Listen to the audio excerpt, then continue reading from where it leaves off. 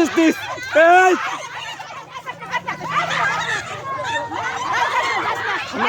সিরাজগঞ্জ ৪ উল্লাপাড়া আসনে জামায়াতের সহকারী সেক্রেটারি জেনারেল মাওলানা রফিকুল ইসলাম খান বিজয়ী হওয়ার পর থেকেই এলাকায় উত্তেজনা বিরাজ করছে বলে অভিযোগ পাওয়া গেছে।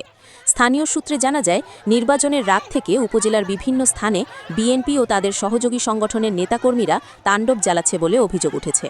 উল্লাপাড়ায় নির্বাচনের রাত থেকেই বলা যায় ব্যাপক সহিংসতা পরিচালনা করছেন ধানের শীষের লোকেরা এবং এর পরিমাণ বেশ অনেক জায়গায় লোকদেরকে আহত করা হয়েছে, লোকদের বাড়িঘর ভাঙচুর করা হচ্ছে, দোকানপাট ভাঙচুর করা হচ্ছে, লুটপাট করা হচ্ছে এবং আমরা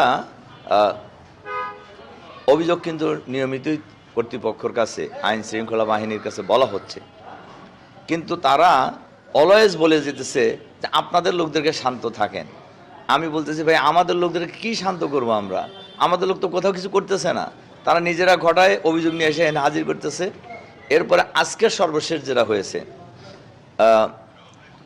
কতিপয় সন্ত্রাসী নেতৃত্বে বিরাট 100-150 হুন্ডা নিয়ে তারা পুরো উপজেলায় তারা তাণ্ডব চালাইছে। প্রথমে গেছে তারা মনোহরা গ্রামে, দুর্গানগর ইউনিয়নের, সেখানে আমাদের লোকদের বাড়িঘরে তারা আক্রমণ করেছে।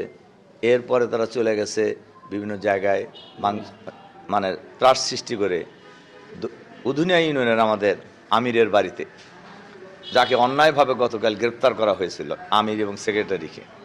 রোববার উল্লাপাড়া উপজেলার উধনিয়া ইউনিয়নে জামায়াতের আমির মাওলানা আব্দুল আলিমের বাড়িতে হামলা, ভাঙচুর ও লুটপাটের ঘটনা ঘটে। প্রত্যক্ষদর্শীরা জানান, হামলার সময় বাড়িতে থাকা নারী ও শিশুরাও আতঙ্কিত হয়ে পড়েন। পরিবারের সদস্যরা নিরাপত্তাহীনতায় ভুগছেন বলে জানা গেছে। এদিকে উপজেলা শহর থেকে মোটরসাইকেল শোডাউন করে ছাত্রদল, যুবদল ও স্বেচ্ছাসেবক দলের নেতাকর্মীরা বিভিন্ন এলাকায় ঘোরাফেরা করে ভীতিকর পরিস্থিতির সৃষ্টি করেছে বলে অভিযোগ রয়েছে। এতে সাধারণ মানুষের মাঝে আতঙ্ক ছড়িয়ে পড়ে। What is this? What is this? What is this?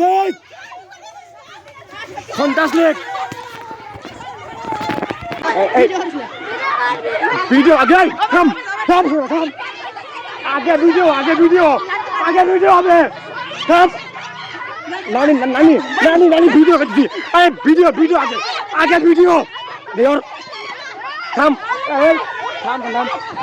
आगे वीडियो भी ए थाम ए आगे वीडियो भी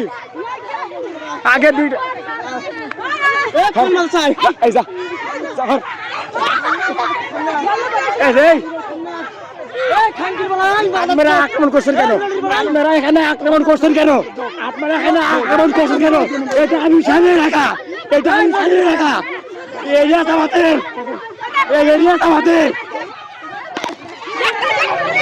কে রে সুভাষা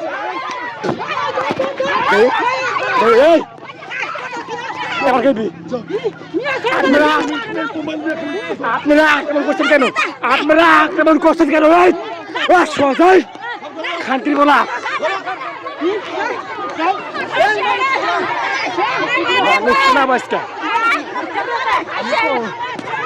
আজকে মানুষ শোনাবো।